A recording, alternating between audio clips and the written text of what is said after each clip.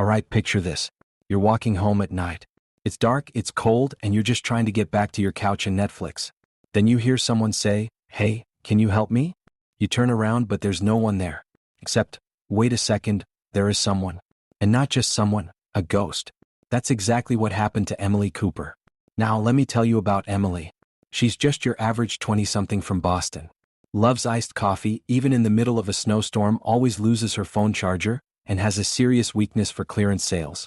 The only thing that makes her a little, let's say, unique? Emily can talk to ghosts. Yep, full-on ghost whisperer.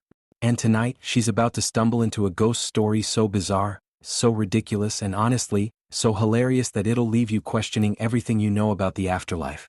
So, grab your coffee, tea, or whatever keeps you awake, because this is one story you don't want to miss. Emily was having one of those days. You know the kind. The kind where everything goes wrong. Her umbrella had betrayed her, flipping inside out the moment it started raining. Her boss had dumped an extra report on her at work.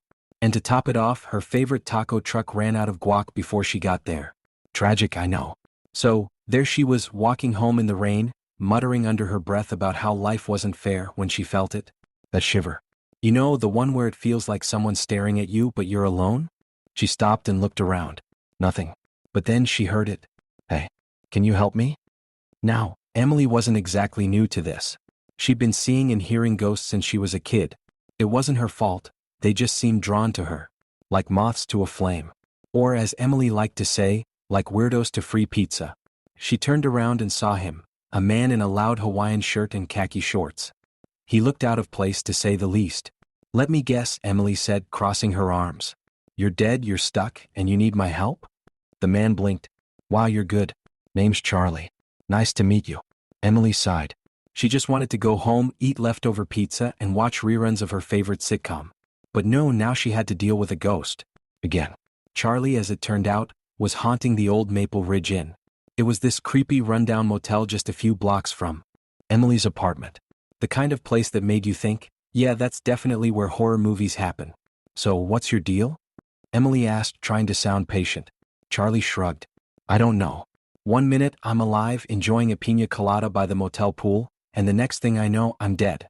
And now I'm stuck here." Emily raised an eyebrow. "You died by a pool? That's anticlimactic."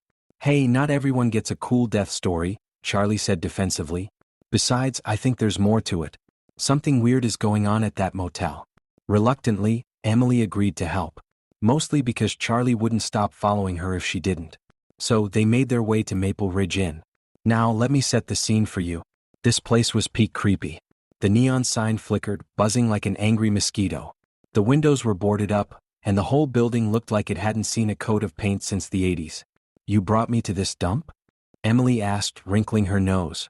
"Hey, it wasn't a dump when I checked in," Charlie protested. As soon as they stepped inside, Emily felt it, a heavy, oppressive vibe. It was like the air itself didn't want them there. Charlie started explaining more about his time at the motel. Back in 2003, he'd been on a road trip to find himself. Whatever that means. He checked into the motel for one night, planning to head out the next morning. But then he met Jessica. "Jessica?" Emily asked, raising an eyebrow. "Yes, she worked at the front desk," Charlie said, his ghostly face lighting up. "She was smart, funny, and had the most amazing laugh." Emily rolled her eyes. "Let me guess. You fell for her." "Of course," Charlie said. "But there was one problem. Jessica wasn't exactly alive." "Wait," Emily said, staring at him. "You're telling me you fell for a ghost?" "Yup," Charlie said. "And let me tell you, dating a ghost is complicated. Here's where it gets messy. Turns out, Jessica wasn't the only ghost at the motel. There was another guy, Greg. Big, burly, and very territorial. Greg was her boyfriend before she died," Charlie explained. "And let's just say he wasn't thrilled about me hanging around." "So what happened?"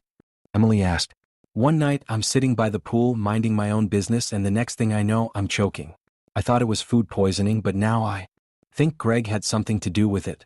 "Wait," Emily said, holding up a hand. "You think a ghost murdered you?" "Well, yeah," Charlie said. "Why else would I be stuck here?" Emily wasn't about to let some ghostly love triangle ruin her night. She marched down to the motel's basement, where Greg liked to hang out. And let me tell you, this guy was intense. "Greg?" Emily shouted. "We need to talk." Greg turned around, and his ghostly form loomed over her like a storm cloud. "Who are you?" he growled. "I'm the person who's going to end your soap opera drama," Emily snapped. What followed was a ghostly shouting match that could have been the climax of a bad reality show. Emily eventually got Greg to admit that yes, he scared Charlie, but he didn't mean to kill him. "I just wanted him to leave Jessica alone," Greg said. But wait, here's the twist. Jessica appeared, finally, and dropped a bombshell. "Charlie," she said, "I was never in love with you. I was just lonely." Ouch. Talk about getting ghosted. Literally. Charlie looked heartbroken, but Emily stepped in. "All right, Jessica, you've had your fun. It's time to let these guys move on." In the end, Emily helped Charlie and Greg make peace. They both moved on to the afterlife, and Jessica decided to haunt a different motel. As Emily walked out of Maple Ridge Inn, she muttered, "I swear, if one more ghost drags me into their drama, I'm charging a consultation fee." And that's the story of Emily, Charlie, and the ghostly love triangle. Weird, right? But hey, who said the afterlife was boring? If you enjoyed this chaotic tale, stick around for more stories that'll make you laugh, shiver, and question your life choices. Until next time, remember, if a ghost asks for help, maybe check their backstory first.